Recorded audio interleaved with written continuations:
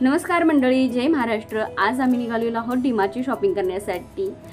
उन्हाळ्याच्या सुट्टीमध्ये लोक कुठे कुठे फिरायला जातात आणि आम्ही निघालेलो आहोत डीमार्टला।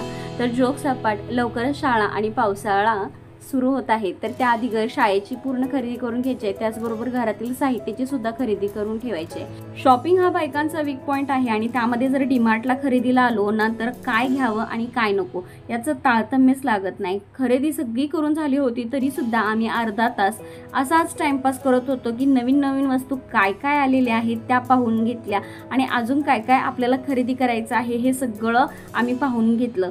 त्यामध्ये मिस्टर आमचं काम खूप छान पद्धतीने चाललेलं होतं। हे घेऊया का ते घेऊया का, होम अप्लायन्सेसमध्ये तर त्यांना आणखीन काय काय घ्यावं हे खरं समजत नाही। काही काही गोष्टी घरामध्ये ऑलरेडी असतात तरी सुद्धा ते घ्यायला मागं लागत असतात।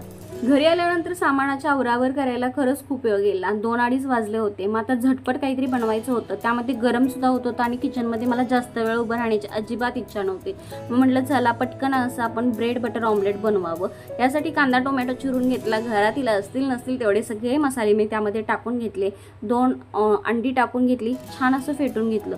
तव्यावरती बटर आणि थोडंसं तेल टाकून घेतलं आणि हे ऑमलेट इथं पसरवल्यानंतर मी ब्रेड घेऊन आली होती डीमार्टमधून।